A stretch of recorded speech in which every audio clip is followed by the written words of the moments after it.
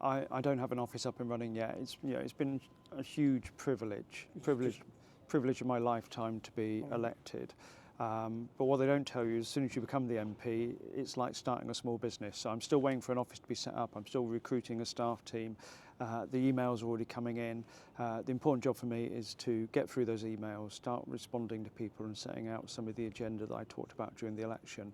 But please bear with me. The inelegant process of election is going to take a few more weeks still to go.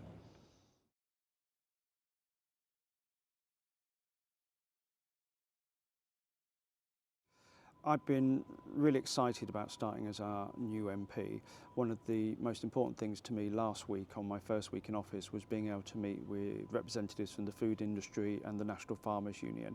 Food and farming are really important to us in Peterborough, and I said I would put jobs and investment in the city as one of my top priorities for us going forward. And in week one, already meeting some of those really important businesses like British Sugar, like the NFU. That's how I want to go on, bringing businesses together and seeing how we get investment into Peterborough.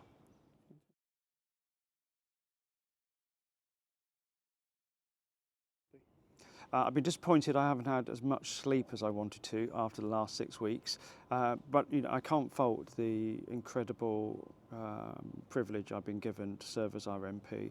Parliament is both an amazing and scary place at the same time. There's a lot of bureaucracy.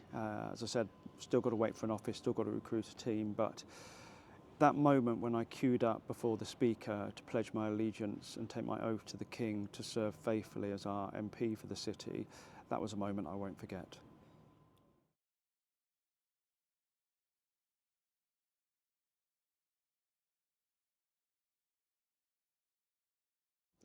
No one knows the result of any election. There's been ups and downs these last few years, let alone in the last 6 weeks of the general election. But I remain true to the faith that this was a change election. People are fed up with the way the country's been run for much of the last 14 years, about the lack of doctors, surgeries or dentists, the rise in child poverty and food banks. People want to get the NHS back on its feet or get more affordable and social housing. All huge challenges that we need to face together.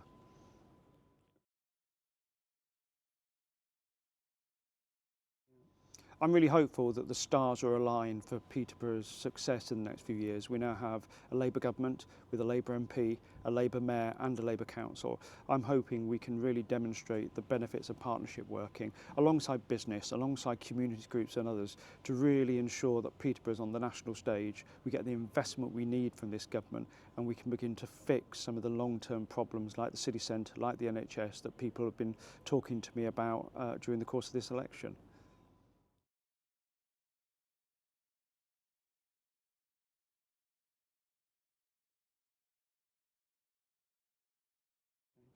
I think that the new government's had a terrific start setting out an agenda for change, meeting the expectations people voted for. One of the biggest things I hope that the new government can bring to this country is stability. We've seen so much economic and political chaos over the last few years with Liz Truss's budget, mortgages going up, the cost of living crisis, the partying in Downing Street and the law breaking by politicians. Bringing some basic decency back to government and stability is going to be one of the core themes. But I think already it's really important that Wes Streeting, the new health secretary, has already met with the junior doctors and we're going to resolve that strike so we can get waiting lists down. I've already talked about the need to invest in NHS dentists so we can begin to bring more NHS dental appointments to the city, but also a bigger issue around education achievement and young people. And the big signature policy I talked about during the election is getting more decent apprenticeships so that young people have real choices about their future in Peterborough.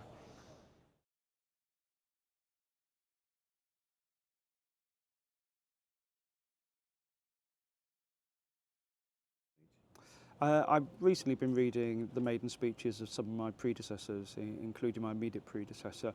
What stands out amongst them all is a great love of this city and the idea that by working together, politics can help improve life chances and improve opportunities in the city. I'd love to follow in that great vein. We have an amazing city. I've chosen to make it my home and I'm going to fight for us because this is where I live, this is my home and it matters to all of us.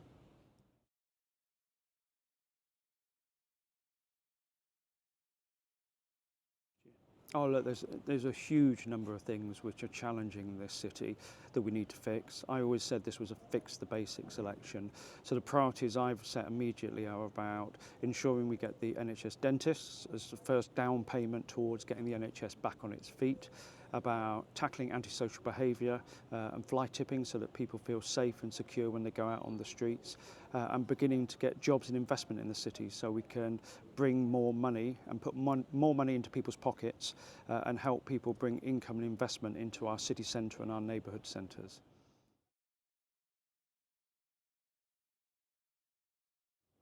The big opportunity for Peterborough over these coming years is that we have a Labour Council, a Labour MP, a Labour Mayor and a Labour government all working together. I hope that by having all of our values aligned together, the stars have come together for Peterborough, I hope, over the next few years, that we can really begin to get the investment and end this Punch and Judy show of politics we've seen where different parts of government end up knocking six bells out of another part of it. It's time to work together. I think people expect politics which is about partnership and compromise, and together I think the Labour team can help deliver that for us.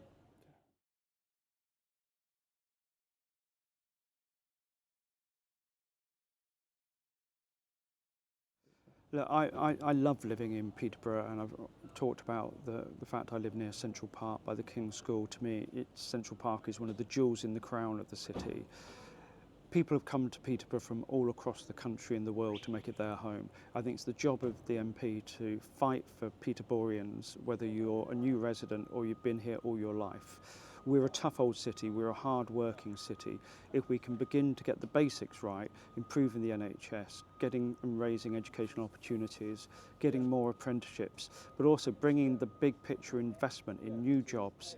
You know, the big priority for me is selling Peterborough on the national stage. If we can bring investment in, we can change anything.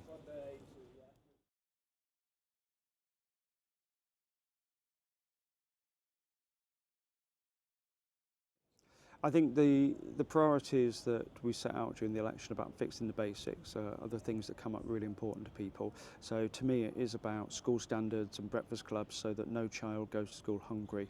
It is about getting the NHS back on its feet, starting with NHS dentists. To me, we're one of the most poorly served places in the country, and I think people are fed up of waiting for change. So it's my job to help deliver that.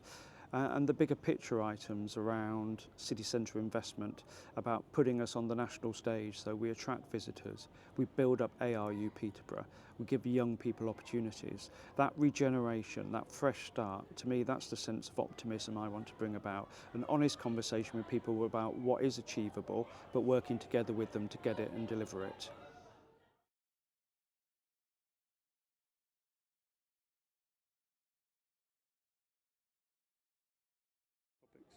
Oh, the moment that Parliament switched on my email address and I saw there was already 100 emails by Sunday last week of people not just congratulating me but talking to me about problems they're facing with antisocial behaviour, with housing. My boots are on the ground. I know that the key part of this job is being a visible, accessible MP who champions Peterborough, and part of that job is dealing with casework and help and advice people need. I'm ploughing through it, and over the coming days and weeks I'll be recruiting a team so that we can be even stronger and better at being a voice for people, with whether it's standing up to power, challenging poor services they've got, or helping resolve and tackle some of the things they'd like to change in this city.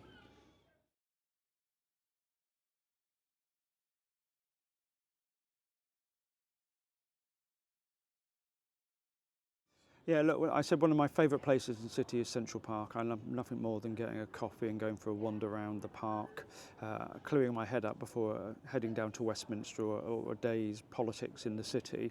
I also love getting my hands dirty. I love gardening. I love messing around. I love anything that means I have to put my phone down for a few minutes and get on with doing something practical.